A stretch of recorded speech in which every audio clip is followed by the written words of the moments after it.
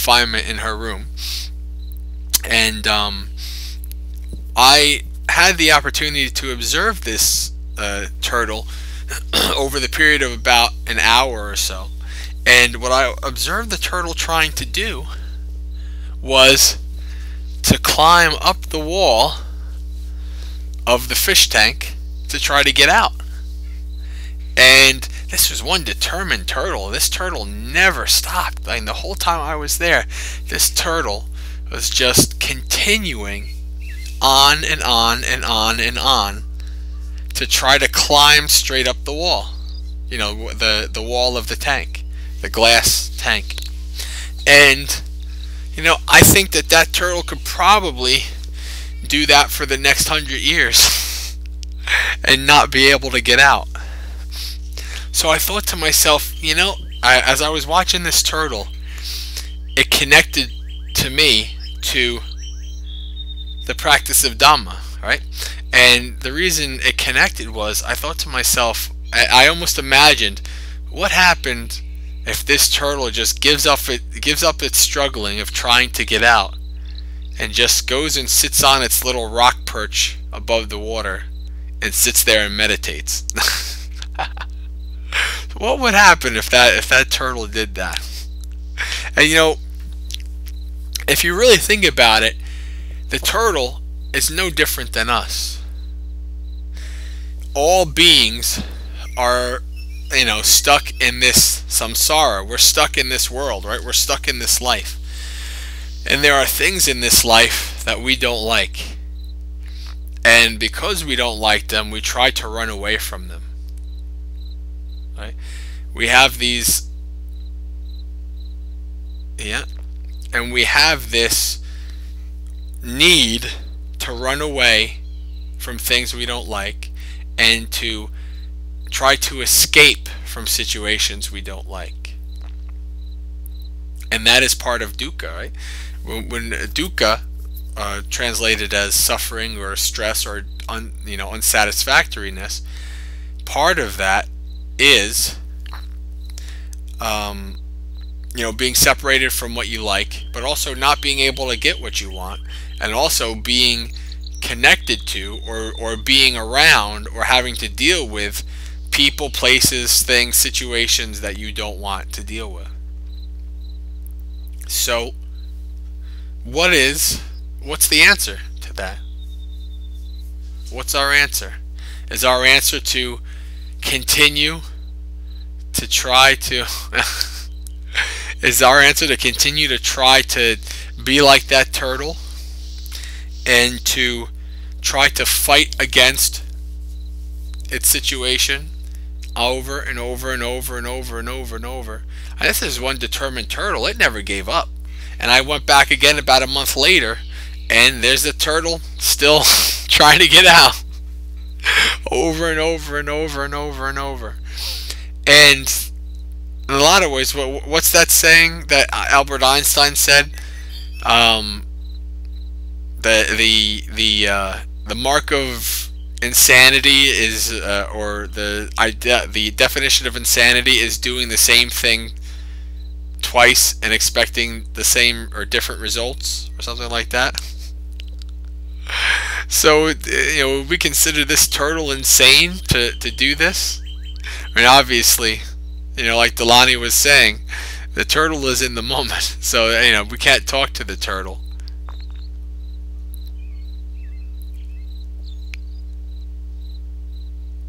Ah, yes. Yeah, that's an interesting phenomenon. So I think that where I'm trying to, and I'm still kind of putting this simile of the turtle in the in the fish tank together. But I thought to myself, if anybody ever seen Kung Fu Panda? If you've seen Kung Fu Panda, you might know where I kind of I'm going with this. The master, not the little master Shifu, but the master of Shifu, Oogway, was a turtle, right? So what I thought to myself I thought about this turtle sitting there and meditating and becoming at peace with its surroundings, right? Accepting that he can't change his situation per se, or he can only do so much to change his situation, and he is making peace with the world, and he is really becoming free, but not free in the physical sense that we think of when we think of freedom, but free in the sense of being free from our greed, hatred, and delusion. So we can try to struggle and claw our way out, or we can sit on the cushion or on a chair, wherever, and we can attempt to free our minds. The only true prison, and I'm not sure if this is an Ajahn Brahm quote or if I'm paraphrasing it. I think Ajahn Brahm said something very similar, but it's something that's fairly common. That who knows who first said it, but the only true prison is in our mind. Even if you're in a prison, you don't have to be. If you're in a prison physically, you don't have to be in that prison in your mind. And when you start to realize that, and you start to realize that everything, no matter what happens, it's good enough. Ajahn Brahm says that a lot. It's good enough. If you're okay to be, if you think whatever happens is good enough, then you are able to, yeah, I do too, then you are able to be with the present moment, be with yourself, and to be at peace in any situation. Because peace comes not from without, but from within. And I know that sounds like I just sounded like a fortune cookie right there. But that is the truth, and that's what the Buddha really teaches, right? That no matter what, the peace comes from within us. So if we can learn to calm down, all right, to be at peace, to be calm, to learn to practice Dhamma, is to meditate, and to oh, well, we're not meditating right now, Lily. We're just talking about meditation. And I will say one thing: there is no one too hyper for meditation. Not one person.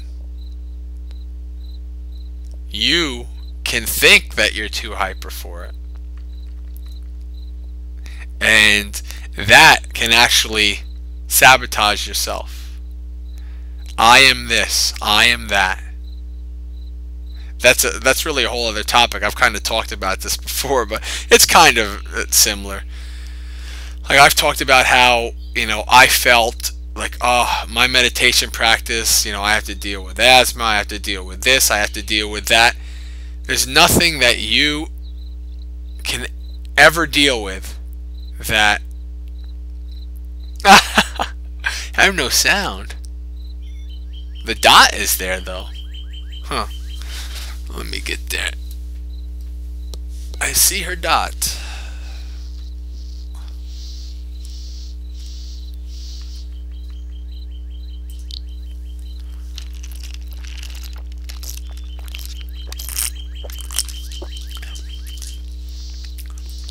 Oh.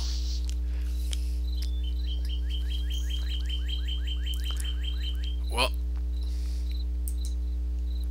let me at least try to type something briefly up in an instant message for her. So, like I said, I'm still kind of coming together and forming the teaching of the simile of the turtle in the pond. But the answer, as always, the answer to everything I talk about is Dhamma, is practice. That's always the answer. And that was always the Buddha's answer too. Practice, practice, practice. Because instead of struggling like we do, struggling to fight our nature, whether you're hyper or not, struggling to fight the world around you, struggling to change yourself, whatever you do, that struggling,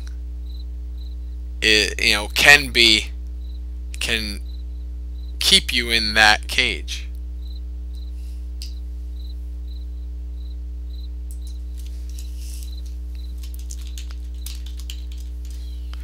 I'm just gonna pause for a brief second.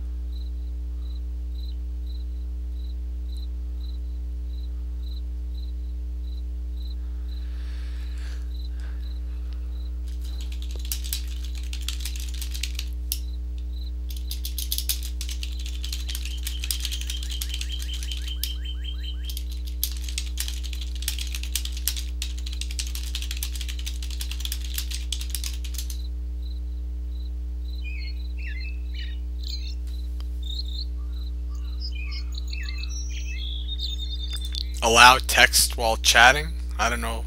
What is that?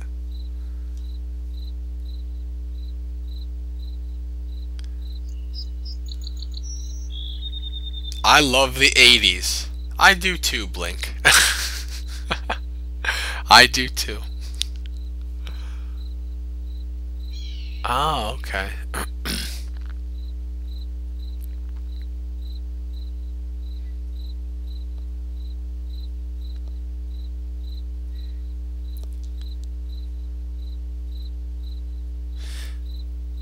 So Blink, I don't know how long you've been here.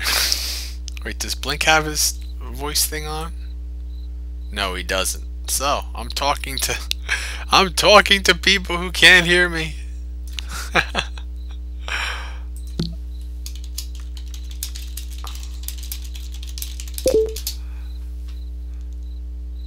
Oh well, the people who can hear me, you're not important. That's not what I mean.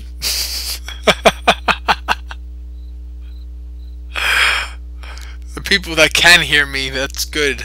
That's good enough. The people that cannot hear me, well, I at least have to try. And if I try and it doesn't work, well, then that's good enough. Well, that's good, man. There are some people that come, and I don't know if it's a language thing or what, but they'll come and their voice isn't on, and I'll talk to them, and I'll even send them a text, make sure your voice is on, and then they just never respond, and eventually they just leave. So I always wonder, what was that about? I don't know. But so we are talking about what I've come up with, the simile of the turtle in the fish tank, and it's something that I noticed, maybe a little insight that I came across in observing this turtle trying to climb up the sheer glass walls of a fish tank that it was in, and trying to get out of that fish tank, and how it could try from now until for 100 years, and those turtles do last that long. They do 100 years, and most likely not get out of that fish tank. But at least it's a determined turtle. I think that the idea, though, is to put that determination and that effort and that desire in a way that can help you really transcend that fish tank. And transcend that fish tank in your mind. Because as I said in the beginning, the only true prison is not a physical one with bars. The only true prison is the mind. And you have the ability, with your practice, you have the ability to create your own heaven, create your own hell. You have the ability to create your own prison in your life by how the deeds that you do through your body, speech, and mind.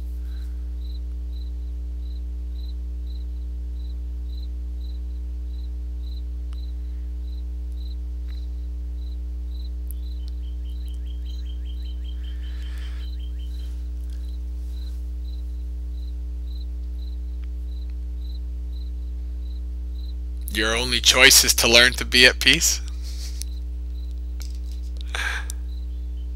Or your only choice is not to be able to learn to be at peace?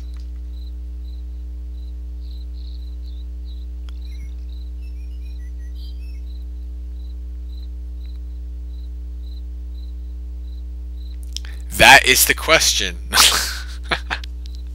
To be or not to be?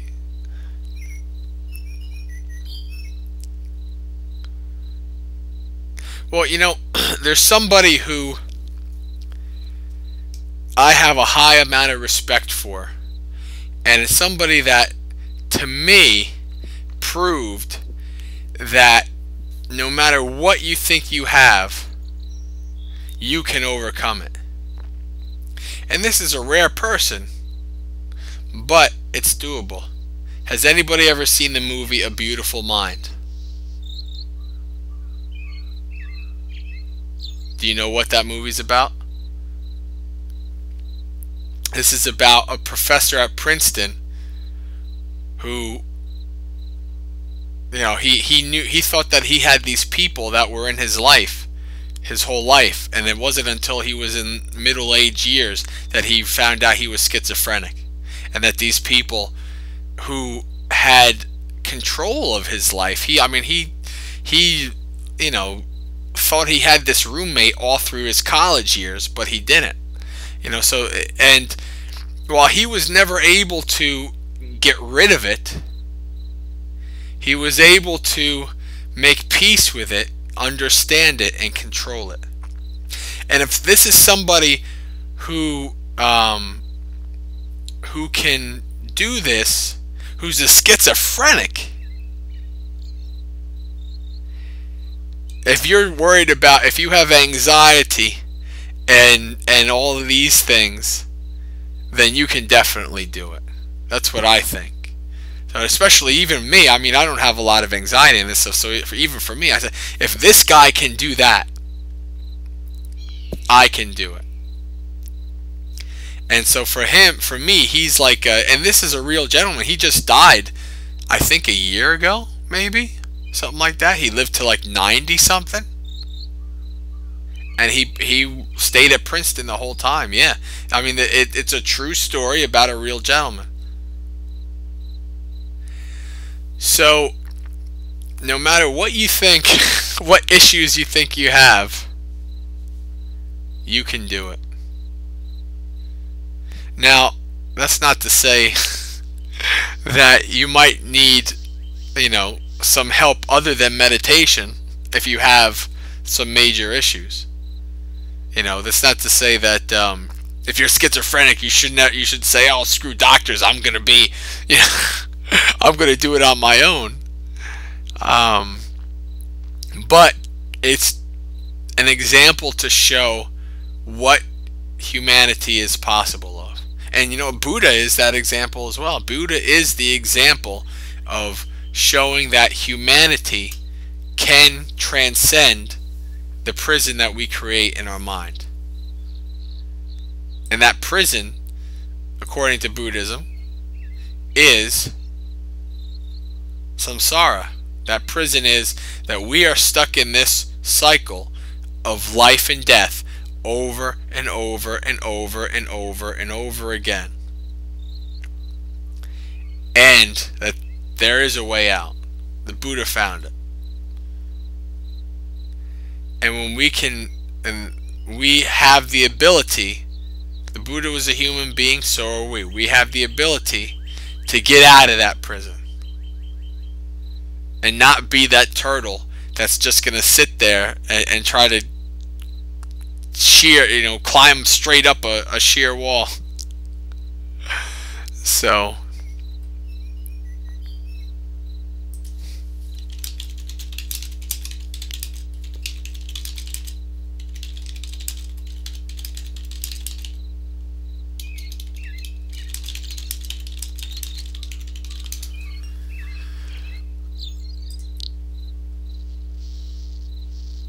I agree to a point, although those of you who know my job, what I do, I deal with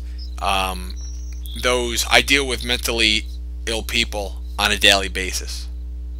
I do child protective services, so I have seen it all. I've seen the 14-year-old girl who hears voices. I've seen just the parent who is completely controlled by anxiety. And you know what I just found out that there's new clinical method of dealing with anxiety. I posted about it. Let me find out let me remember what this clinical method is. And when I found out about this clinical method, it gave me a good laugh. Here it is. The clinical method is dun dun dun mindfulness-based stress reduction therapy. Can anybody tell me what mindfulness-based stress reduction therapy is? Anybody?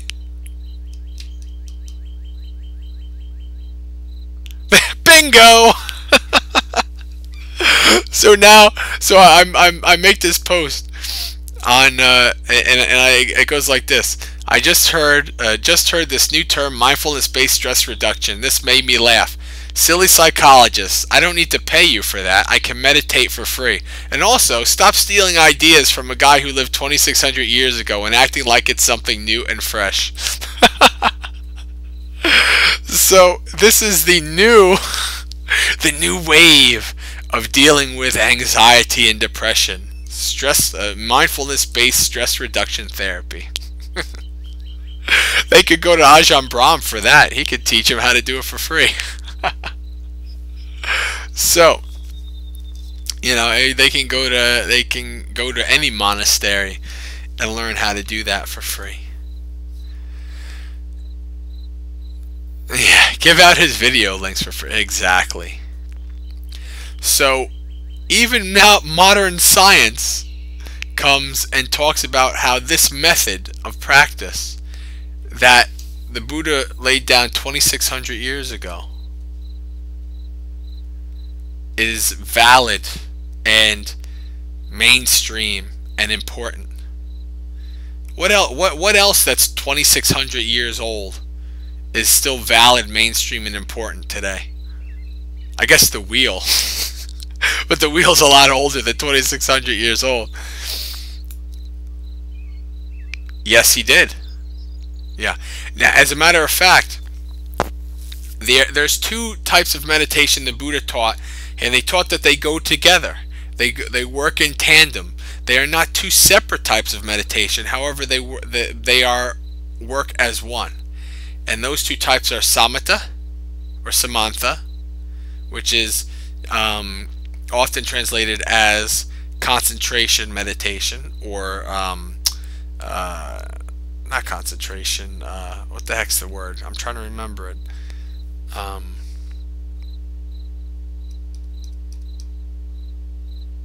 Oh, I can't remember it. But the other one is vipassana, which is insight meditation.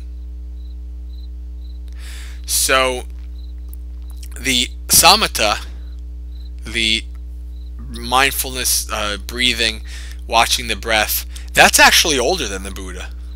That was something that was there. The Buddha learned from teachers, because before he became enlightened, he learned from other teachers. There's two teachers, Uddaka Ramaputta, and I don't remember the other specific name. But he went to these teachers. He learned all that they could teach, and meditation and techniques and all that. But he wasn't close to finding his goal, which is to find a way out of this round of becoming, this continual suffering of being reborn again and again and again. So he left that teacher. He said the teacher, he said, you know everything I can teach you. Come and take my place. Come teach with me. And Buddha said, nah, I can't, because I got this goal. I got this goal, and this doesn't reach the goal, so I got to keep going. So he went to another teacher, and the same thing. He learned the meditation techniques. He learned all of the different techniques, everything from that teacher. And this, brought him to a high level of concentration, but it didn't bring him to getting out of this cycle of birth, old age, sickness, and death. It wasn't until he became enlightened and he saw what he had practiced, the vipassana, that's the insight, looking at the body and all phenomena, examining it, seeing it as it truly is. That meditation is what the Buddha brought to us. The insight meditation is older. Not the insight, I'm sorry. The samatha meditation is older. But vipassana is what the Buddha taught.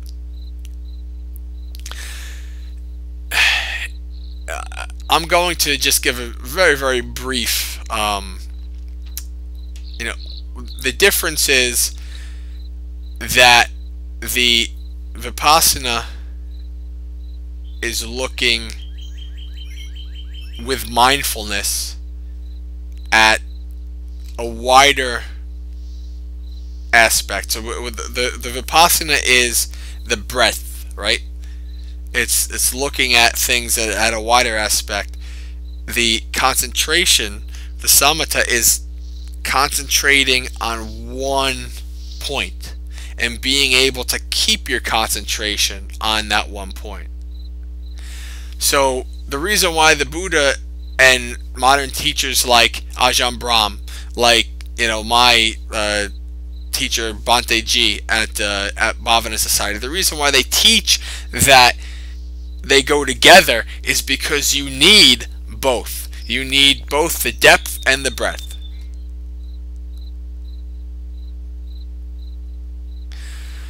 I guess you could put it that way. I can't really say that I'm a certified Vipassana teacher. So when it comes to that, I don't necessarily feel like I can really talk about it in depth. I can only talk about it from my practice, in that I don't practice two separate types of meditation. Yay!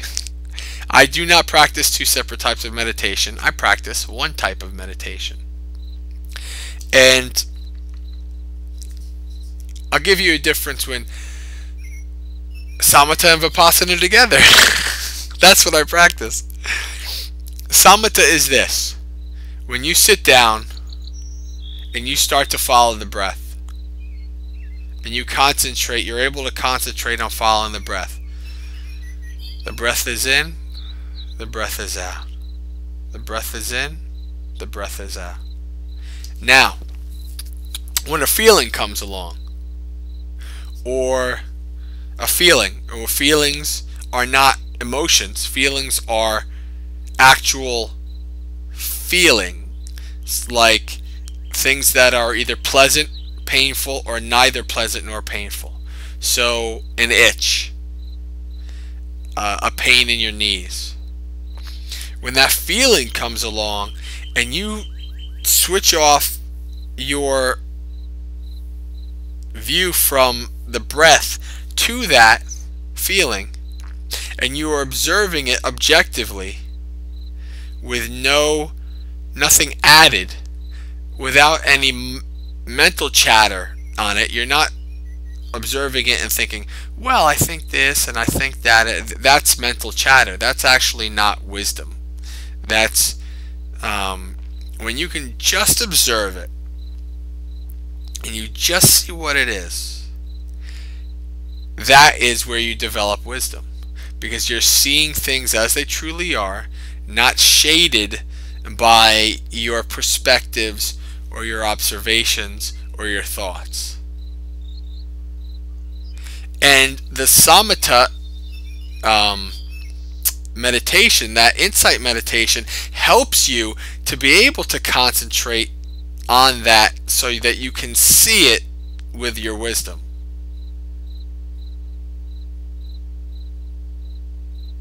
Yeah, I mean, yes, you know, a lot of places do teach that you do samatha first and then you do vipassana. For instance, when I did a mindfulness retreat last March, it was 7 days, and the first 4 days, first 3 to 4 days, all we did was samatha meditation, and all we did was just the practicing, concentrating on the breath, in and out, in and out, in and out, in and out. And then the breath, and then it was, the breath is long, the breath is short, the breath is, you know, the breath is rough, the breath is smooth, all these things, the breath. And that's getting a little bit into the vipassana end of it. So they go together in that the vipassana is the mindfulness needed to see things as they truly are, but the mindfulness needed also needs that concentration to be able to stick with it, to have the mindfulness. That is why they go together. And you know, I'm sure you could probably do a YouTube video and it can be explained a lot better by some monastics. But that is the reason why, you know, at least the very, very basic reason why it's important that you don't necessarily feel like you are doing two types of meditation, or that one type is better than the other, but that they go together in tandem. I just remembered what they call it. Serenity. Samantha, or Samatha, they call it serenity meditation. And the reason being is because this concentration can bring emotions of serenity, of peace, right? But it doesn't go far enough to observe. Yes, they complement each other, exactly. It doesn't go far enough to reaching the goal of seeing things as they truly are. The Buddha described enlightenment as knowing the Four Noble Truths as they truly are. Not through book knowledge or intellectually, but through experiential wisdom. Through your own experience, you know that this is the way it is. And ignorance in Buddhism is not graduating high school or not knowing who the president is. Ignorance in Buddhism is not knowing the Four Noble Truths, and knowing this experientially. So until we are able to see things as they truly are, and see the Four Noble Truths, we have ignorance. And because we have ignorance, we have greed and hatred. Greed being the aversion to the root of that being attachment. We like things, we want more of them. We attach, we cling, we crave. Hatred being aversion. We don't like things, we want to run away from them, we want to get away from them, we want to be the turtle climbing out of the of the fish bowl or the fish tank. That's aversion. And we have these two things. We have these likes and dislikes, this craving and aversion, because we don't see things as they truly are. Because we have delusion. We have ignorance. So what these two, what serenity meditation or samatha meditation does is help develop concentration. And what vipassana does is help develop insight or wisdom. You need both to get to the end. You definitely need both. You need to develop both the concentration and the insight. So, let me see if I have a video that I can give. Mindfulness is simply being in the present moment, to be aware of everything that you're doing, everything that is going on in this present moment. And that is a period where your mind is not thinking about anything in the future, not thinking about anything in the past, but is just objectively and silently observing what is going on with your body, what is going on with your feelings, with your thoughts, with your emotions, what is going on outside, what is happening outside that you are observing, or happening outside to you. That is the mindfulness. So when you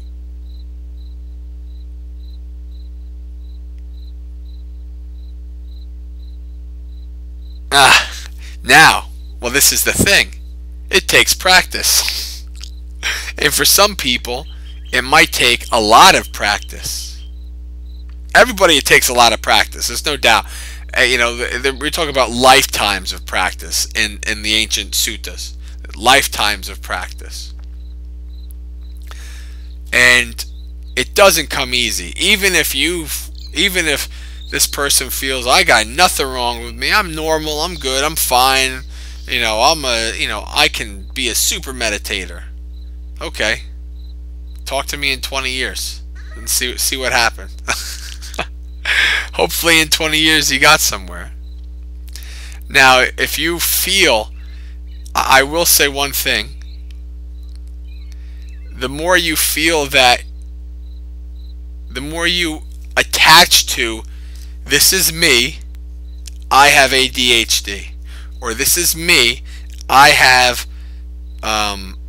asthma, I can't sit still, I can't do this, I can't do that. You know what the number one thing is that people feel that keeps them from being able to meditate? And the one thing that they would like to lessen or get rid of. What is that one thing? Anybody can hazard to take a guess? Self-doubt's a big one. And that's part of that one thing. But specifically, anybody? Denial's part of that as well. It's what the Buddha called the monkey mind. My mind doesn't shut up. My mind keeps going. My mind does this. My mind does that. And you know what I say? Welcome to being a normal human being. That's what I say. Welcome to being a normal human being. Because your mind will do that. Even after you meditate for years, your mind will still do that. Now, will it get less and less over the years if you practice? Yeah, it will. Will mindfulness come on its own as you practice? Yes, it will. I'll tell you my story, and Evil has heard this a million times, and Delani's heard it, and Josh, everybody who's heard me enough that you've heard me yap about this story. It's the story about my first experience of what I call mindfulness of mind, or at least that's what Bhante Silananda told me when I tried to figure out what is this crazy thing that I've never experienced before in my life that was so life-changing and profound, and I didn't know what it was. And that was, I was at work and I was doing my normal, I got a 15-minute break. Okay, I'm going to go and do walking meditation around. And my mind wanted to sing. So I just said, okay, mind, you be kind to your mind. Whatever your mind wants to do. Okay, mind, you want to sing? You want to sing Sweet Caroline by the lounge singer. I always mix his name up. So sing. Okay, so I'm doing my walking meditation. In my mind singing Sweet Caroline. Bum, bum, bum. Neil Diamond, is it? Yeah, Neil Diamond. Okay. And so, and how many times have you answered that for me, Evil? I think that's at least 3 times. So every time, you can't fight it. You can't, if you say, mind, you will not sing Neil Diamond. I can't believe that you would ever want to sing Neil Diamond. You cannot think that, mind. Bad mind, bad mind. If you do that, your mind's going to give you the Jersey salute. Do you know what they call the Jersey salute here in New Jersey? The Jersey salute is the middle finger. Your mind's going to say, hey, screw you. Exactly, Lily. I like that. What you resist persists. Exactly. So I said, okay, fine. I'm not a particular fan of Neil Diamond, but whatever. My mind wanted to sing it, so I let it sing. And so I'm walking, and I'm singing in my mind, and I'm just observing it. And all of a sudden, I'm shocked. And I'm shocked because I'm not singing. I'm not doing anything. There is nothing but the present moment. There is no monkey mind. It's gone.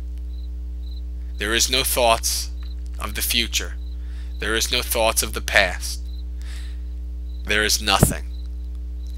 And it was such a profound experience for me that I thought to myself, what is this thing? And then I'm thinking to myself, wait, if I'm not thinking, then how am I thinking?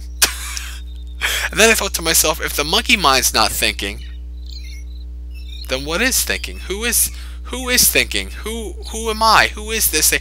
And that experience was the first delving that I had of delving into the concept of anatta, or not self. And the feeling of the ego being separate, or being not you. And it's confusing. It's still confusing. That happened about 1.5 years ago, maybe almost about 2 years ago. It's still confusing. But this is what happens. That is mindfulness.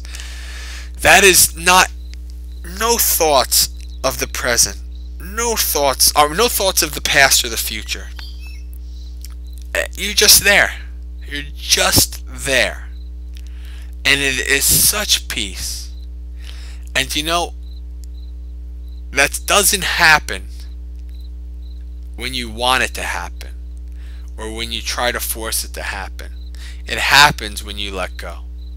If you've heard of the jhanas, J-H-A-N-As, these jhanas are these amazing these states of deep concentration meditation. And if you read the suttas, the Buddha before he passed away for the final time, the Parinibbana, says he entered and abided in the first jhana, the second jhana, third jhana, fourth jhana, blah, blah, blah. The jhana is something, they have jhana retreats. I want to go for jhana, because when I go for jhana, I know I'm getting somewhere. Right? You know how you get jhana? You get jhana by letting go more than you ever have. That's how you get jhana. As a matter of fact, we're reading the book, The Art of Disappearing by Ajahn Brahm on Sunday. And Ajahn Brahm just literally talked about it this weekend when we were reading. He just was talking about jhana and how jhana comes on its own when the conditions are ripe. And that's the same thing with mindfulness. As far as I know, I've not experienced any of the jhanas, because they talk about the nimitta, this light that appears before the jhanas, and I've not experienced that, so I can't talk to the jhanas. I can't talk about that. But I do know that mindfulness itself comes when you are not trying to get that total mindfulness. Now, as you progress, you learn to produce the conditions that lead to mindfulness. And you just learn to let go. Whatever happens, happens. Whatever, in this meditation that I'm about to perform, if I have a lot of negativity, okay, that's good enough. Evil, get on that. Since I'm yapping still, you can post those links if you don't mind. Yes. So what happens now is I don't expect to get to that level. I just know that as I practice, I just need to practice, and mindfulness and insight will come. So I never expect I'm going to do this meditation and then I'm going to be mindful. Never. And what I will say is that first experience, that profound experience to me, probably lasted a little under a minute. But it felt like an hour.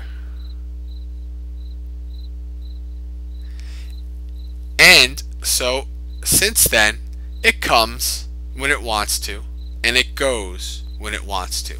And it's not this whoa, it's almost, I attribute it, because I deal with people who have mental illness and drug use all the time. I kind of attribute it to doing a drug.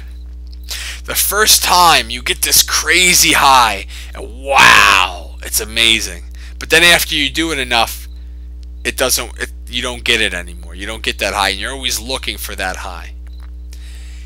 After you do it enough, it's not a whoa amazing, but it comes and you just know it's there. Oh, it comes. Okay. Very good. I'm just going to abide in this for as long as it lasts. That's all. Just continue to observe and abide in being at peace for this, however long this period of time lasts. Now, I will say maybe about 3 months ago, I was doing my walking meditation in the morning. I do about 40 minutes of meditation every morning at work, in the morning before work. And I start out walking, and then I do sitting. And it's usually about 20 and 20. So I was doing my walking meditation in the morning, and it came. The peace, the total going away of the monkey mind, where it was just peace. So I just abided in it. Abiding is just allowing it to happen. Allowing, if it wants to go, it goes. If it stays, it stays. Okay, fine. So I just let it happen. And it lasted through my walking meditation. And it lasted till I walked and I took a seat in my sitting position. And it lasted through my sitting position. And then it lasted when it was time to get up and to go into work. and I'm sitting at my desk at work, and still there's no monkey mind. It's clear. And I'm thinking to myself, whoa. I mean, you're talking about a period of a half hour with no rushing thoughts in your mind. And to some people, that is impossible to even think about. And you know what? It was for me too at one point. And you can feel, it doesn't all of a sudden, it's not a snap and then all of a sudden thoughts come to your mind. You can feel it gradually coming back, where, okay, here comes the monkey mind back, and I just accepted it back. It's like the monkey mind. It's like you had a kid, and you got to have the weekend. The kid went to, for a weekend with a relative, and you were at peace, and now the kid comes back. Okay, thanks, welcome back, monkey mind. And then I just moved on with my day. So, the monkey mind comes and it goes. And even if you are a meditator for years and years and years, the monkey mind will still be there. However, it will have less hold on you. And the reason being it will have less hold on you is because you are identifying less with this ego, with this me, this mine. These are my thoughts. This car is mine. This person is mine. This hand is mine. The less identification you have, the less these thoughts go wild. Ever heard of that show, Girls Gone Wild? Mind gone wild. Monkey mind gone wild. The less you identify with it, excuse me, the less you try to control it, the more peaceful you have, the more peace you have, the more mindfulness you have. It comes on its own. It goes away on its own. That is... thank you, Delani, for coming. It is past time. It is 10 o'clock my time, 7 o'clock. So usually we do end at this point. But, for those of you... There's nothing else going on, Delani, here for a while, right? Oh, well, she left. I don't think there is. So if there's anything... Well, Lily, we do this every I'm no master.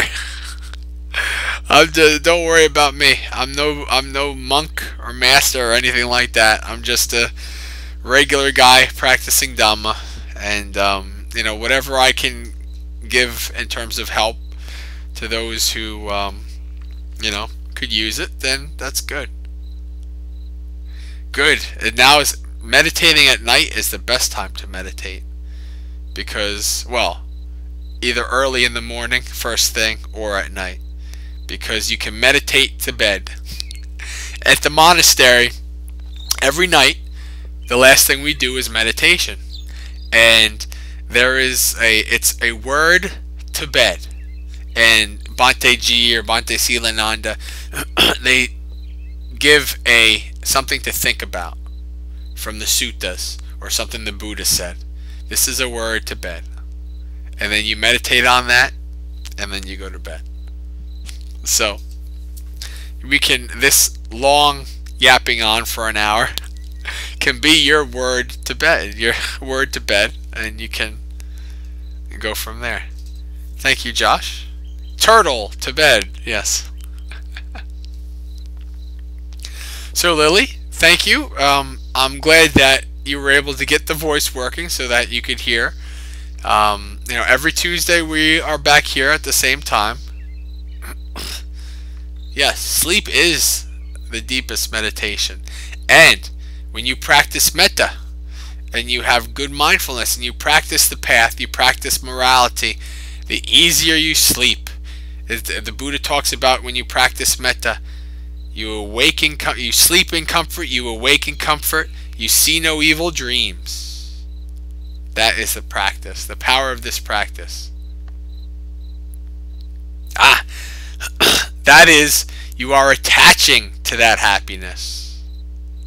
The more you're able to let it go, the more you're able to let go the sadness too.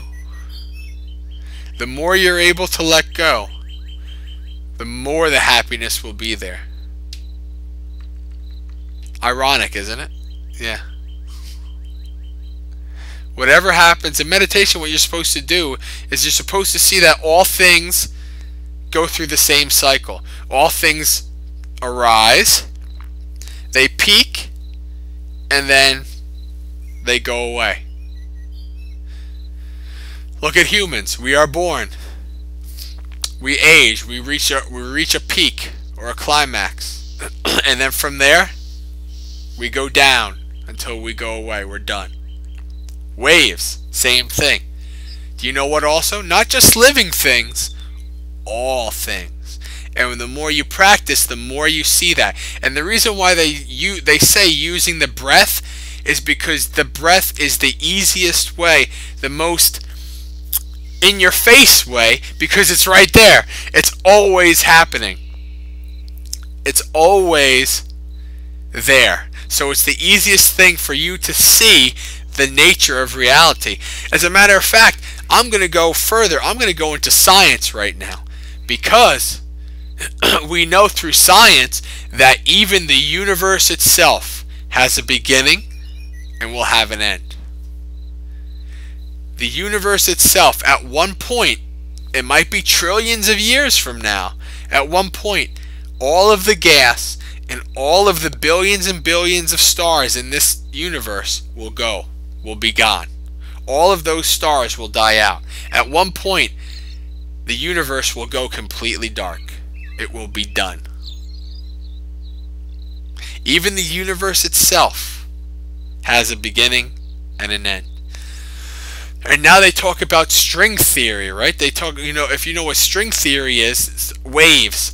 String theory is that now that there's not just one universe, there are innumerable amounts of universes in what they call the multiverse. If you do the metta meditation with me on Thursday, we go past giving metta to the universe. We go into the multiverse, to all of the universes and all of the planes of existence in existence. We are giving metta, our loving kindness, loving friendliness to all these beings. So even the universes, they are born and they die. All things in string theory, beyond the atom, even deeper than the atom, smaller than the atom, are these strings that are vibrating up and down, right? So the great thing about Buddhism, the great thing about what the Buddha taught 2,600 years ago is science doesn't disprove it, it keeps proving it. That's the great thing about Buddhism. There's nothing ever in science that has ever clashed with anything in Buddhism. Nothing. That's the amazing thing about it. You can say, okay, what about reincarnation or rebirth, right? Now, there's nothing to necessarily prove that you're reborn into another body. However, what science has proven is that energy, which is what we are, Buddha says we are nothing but the elements. And in Buddhism, the elements are earth, water, air, and fire, right? We are nothing but components of these elements.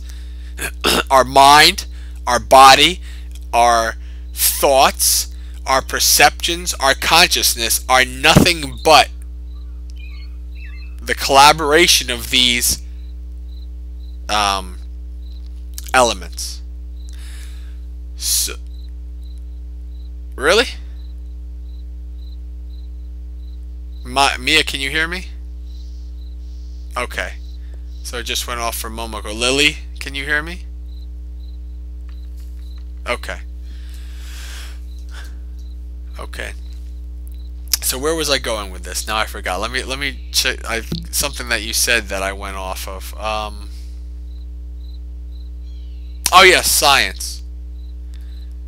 So yes. So in science, Albert Einstein proved that energy equals mc squared. Energy cannot be destroyed.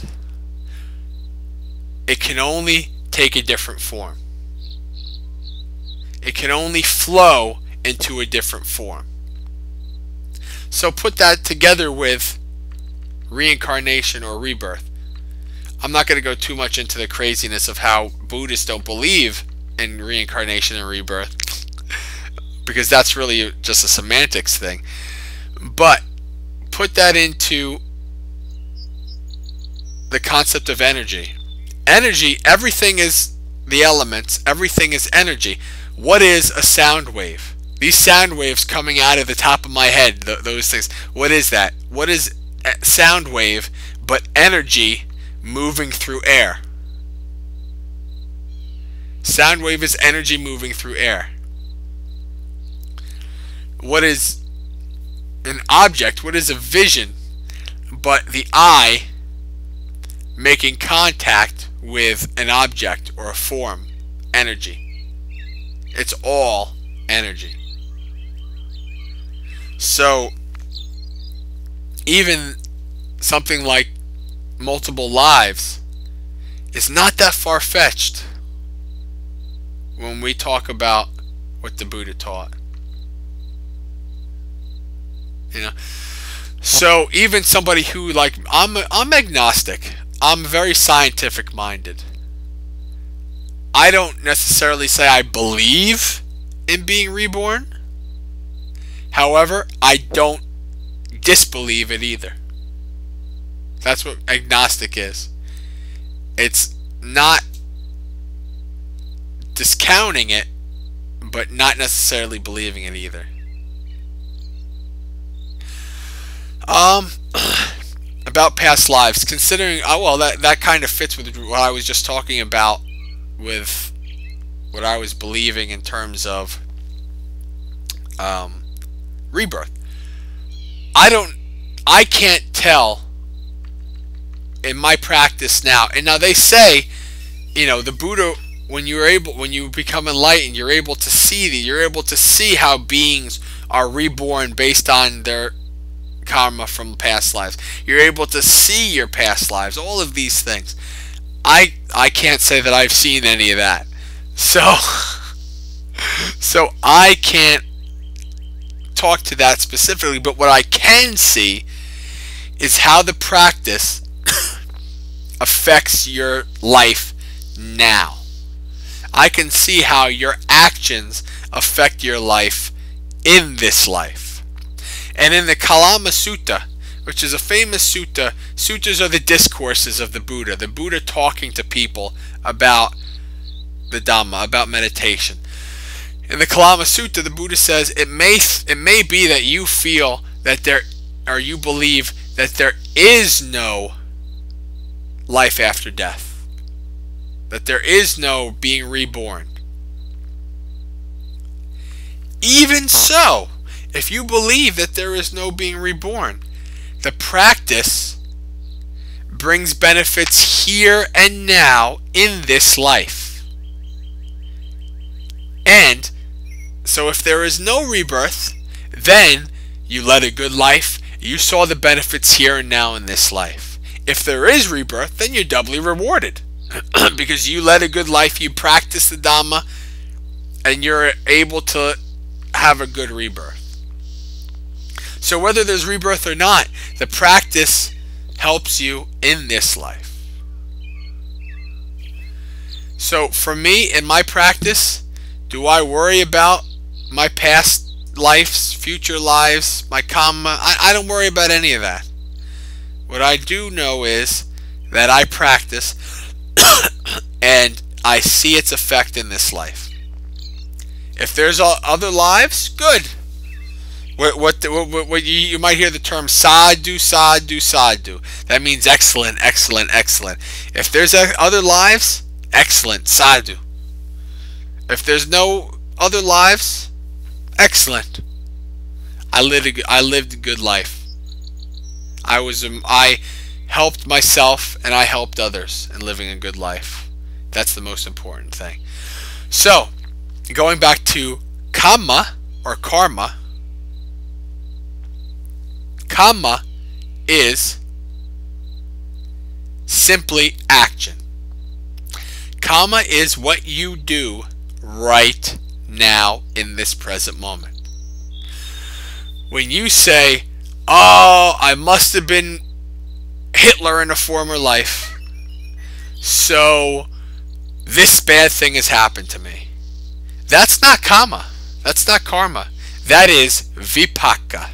What that is the fruit of your past karma coming to ripen. So when you think, oh, this bad thing happened, this is because I was bad in a former life. Vipaka. Yep, you spelled it perfect.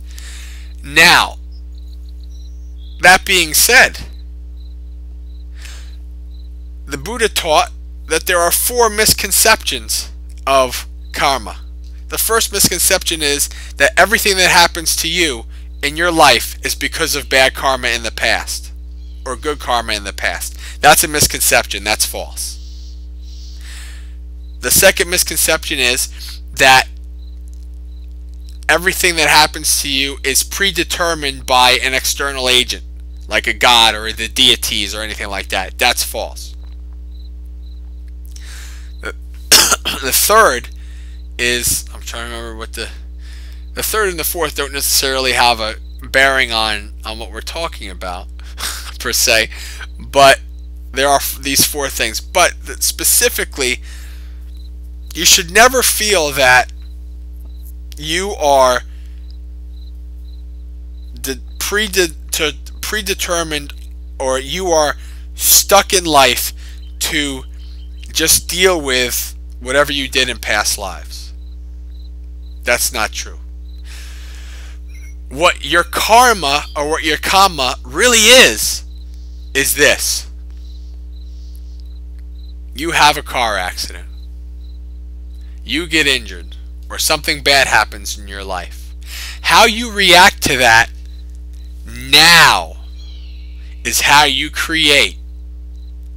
That is your karma. What your reaction is right now to that situation is your karma. And how you react to that now is going to create the vipaka in the future. The fruit. So the most important thing with regards to karma is not worrying about what happened in the past or what will happen in the future, but how you deal with that, with what is happening right now. That's the most important thing. The saying goes, New Agey, right? What did I say before about, I remember what I said about the New Agey thing about stress reduction, mindfulness, stress reduction therapy? The Buddha said it 2,600 years ago. So it's that's why when I do the metta meditation, I try to teach people that metta meditation, loving kindness for all beings, that sounds very New Agey hippie, right? But no. The Buddha taught that 2,600 years ago as well. So whatever we think of as New Age, a lot of times has old roots. So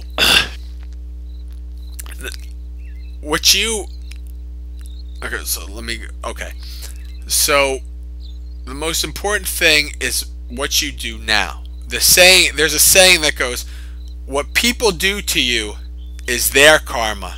How you react to that is yours.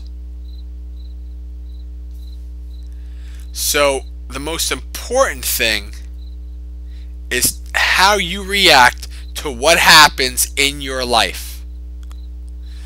Now, things happen in your life not just because of your karma in the past, but because of natural causes and conditions, whether they be social, economical, cultural, environmental.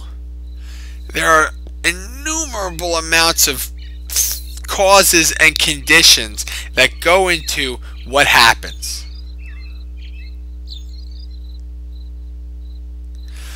So don't just worry about one thing or this thing or that thing.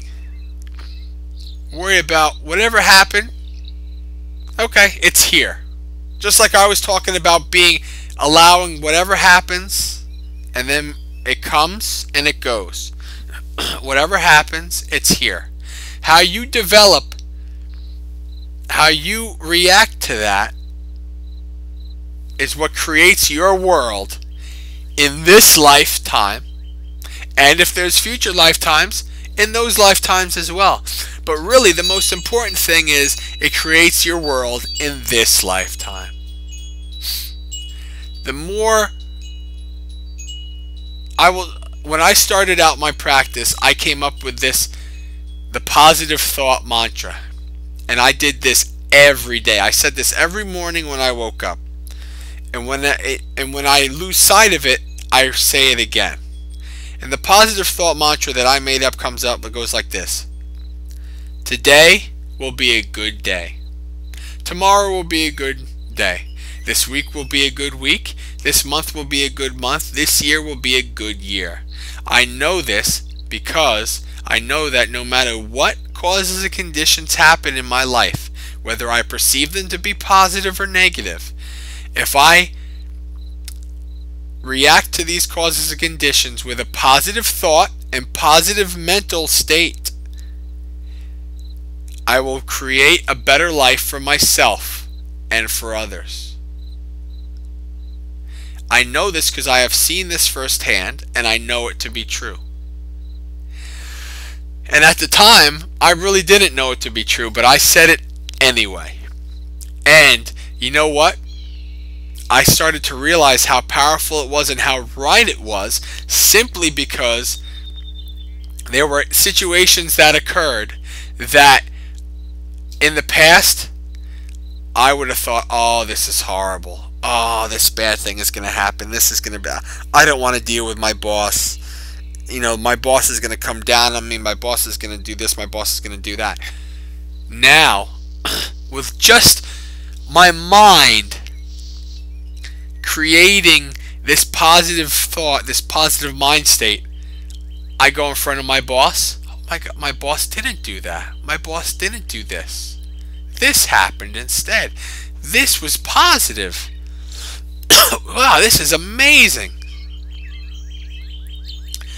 And what I will say, I will go directly to the Buddha. Directly to the very beginning of the Dhammapada. Dhammapada is probably the most famous little book from the discourses. And I will give this to you. And in the Pali, if I'm not mistaken, I'm going to try to go off the top of my head. I might mess up. Mano Pubanga, Mano Maya, Mano Setta. Mind is the forerunner of all things. Mind creates world.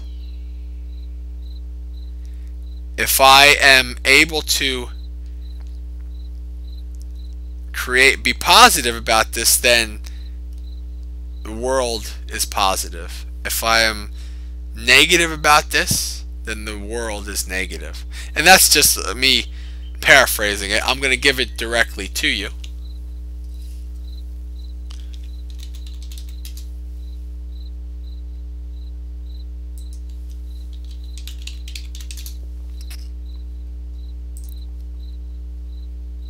Okay. Here it is.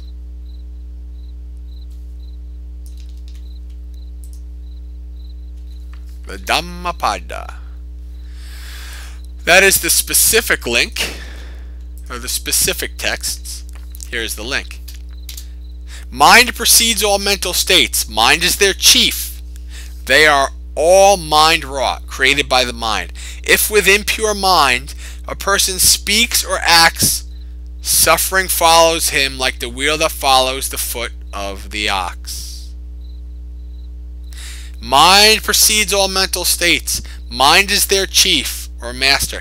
They are all created by the mind. If with a pure mind a person speaks or acts, happiness follows him like his never departing shadow. He abused me. He struck me. He overpowered me. He robbed me. Those who harbor such thoughts do not still their hatred, and they are stuck in the prison. He abused me. He struck me. He overpowered me. He robbed me. Those who do not harbor such thoughts still their hatred. They are free. Hatred is never appeased by hatred in this world. By non-hatred alone is hatred appeased. This is a law eternal. That is the very beginning of the Dhammapada. Mind creates world. And I learned that firsthand. This was really, I was kind of meditating. I was kind of into the practice at the point, but I was at the very, very beginning. And I didn't really see the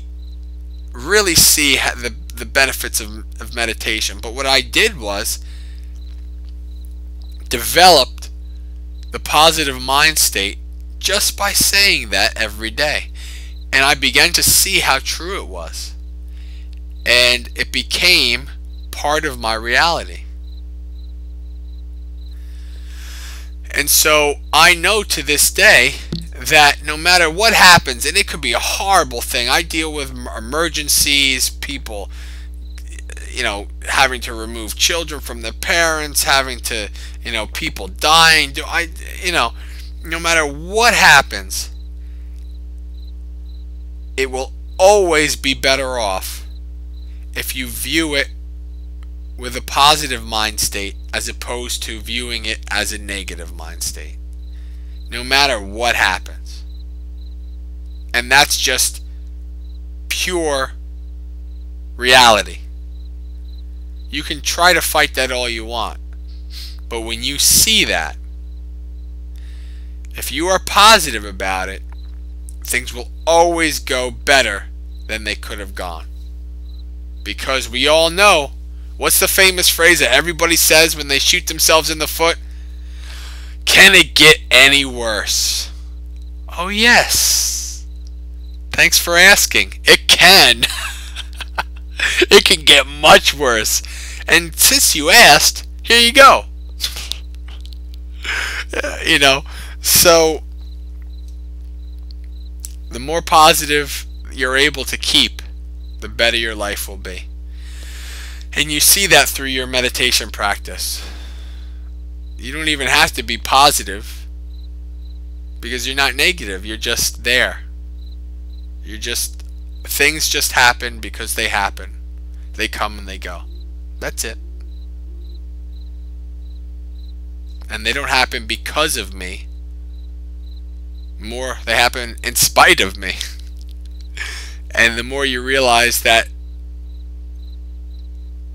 there is no me to connect to that, no permanent me, I should say, the more you're able to let go, and the more peace you find. And I am certainly no advanced meditator, and I can see that already. That's why I've reached the point where I have total confidence. Maybe not 100% confidence, because then I'd be a stream winner. But I have a lot of confidence in the Buddhist teachings, because I've begun to see them for the truth. I've begun to see that he was like the Dr. Phil of his time.